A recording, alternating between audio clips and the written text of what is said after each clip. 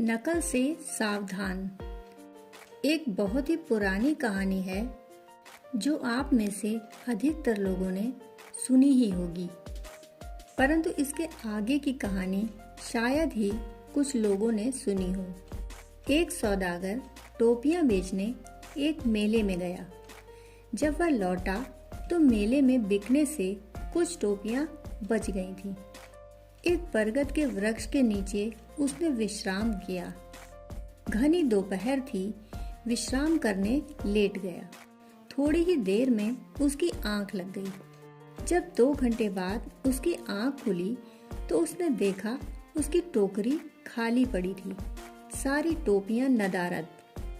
उसने सोचा टोपियां गई कहाँ। ऊपर नजर की तो ऊपर बंदर बैठे थे। सभी बंदर टोपियां लगाए बैठे थे। सब बिल्कुल नेताजी बने बैठे थे और सारे बंदर बड़ा मजा ले रहे थे। यह आदमी बड़ी मुश्किल में पड़ गया कि अब क्या करें। तभी उसे ख्याल आया कि बंदर तो नकलची होते हैं। सिर्फ एक टोपी उसके अपने सिर पर रह गई थी। उसने वह टोपी भी सिर से उतारकर फेंक दी। उसका फेंकना था कि सारे बंदरों ने अपनी अपनी टोपियां भी फेंक दी। उसने सब टोपियां इकट्ठी की, अपनी टोकरी भरी और घर आ गया। कई सालों बाद फिर वह घटना घटी। उसका बेटा मेले में गया। अब बाप बूढ़ा हो गया था और बेटे को मेले में जाना पड़ा। बाप ने कहा, सुन, एक बात का ख्याल रखना। एक तो उस बरगद के नीचे विश्राम मत करना। उस बरगद पर बंदर रहते हैं और अगर तुझे वहीं विश्राम करना पड़े तो थक जाना और रुकना पड़े, क्योंकि रास्ते में वही एक छाया वाला वृक्ष है। तो एक बात का ख्याल रखना, अगर बंदर तेरी टोपी चुरा लें, जैसे मेरे अनुभव में हुआ था, तो अपनी टोपी फेंक देना। वे सारे फेंक देंगे।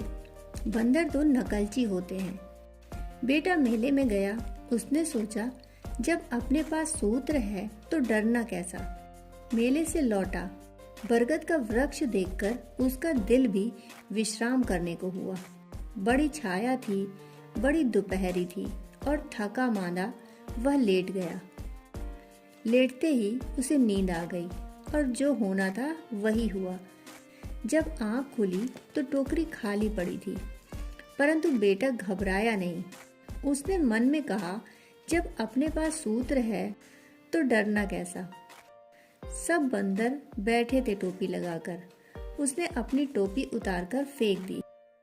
तभी एक बंदर नीचे उतरा और वह टोपी भी लेकर चला गया। तब तक बंदर भी सीख चुके थे। शायद ये बंदर वे न होंगे, उनके बेटे होंगे। बंदर मरते वक्त कह गए होंगे, बेटे ख्याल रखना, कभी कोई सौदागर यहाँ ठहरे और टोपी फेंके तो भूल कर भी अपनी टोपियां मत फेंकना, वह भी उठा लेना। बंदर तो नकलची होते ही हैं। यह तो ठीक था, पर आदमी भी बड़ा नकलची है। नकल से सावधान। हमें कभी भूल कर भी किसी दूसरे के आचरण को अपना आचरण नहीं बनाना चाहिए, अन्यथा हम नकलची हो जाएंगे। और यही हुआ है। लोग जो कर रहे हैं वही हम करने लगते हैं। भीड़ के साथ चलने लगते हैं। अपने जीवन को अपनी समझ से जिएं, अपने जीवन को अपने स्वभाव से जिएं। तुम मजबूत नहीं हो, तुम्हें बल नहीं है, तुम निर्बल हो, ऐसे कहीं जिंदगी चलेगी? या तो यह और या फिर यह होता है कि दूसरा रो रहा है तो मैं भी रोऊं। असली आंसू नहीं आ रहे तो चलो नकली आंसू बहाऊं। लेकिन ऐसा तो ना हो कि अपनी ही हंसी करवाऊं। लोग क्या कहेंगे? दूसरे लोग शांत बैठे हैं मूर्ति की तरह, तो हम भी बैठ जाते हैं मूर्ति की तरह शांत। आदमी एक दूसरे की नकल करता है, लेकिन एक बात जरूर दिखाई पड़ती है कि आदमी नकलची है। दोस्तों, कहानी सुनने के लिए आपका बहुत बहुत आभार।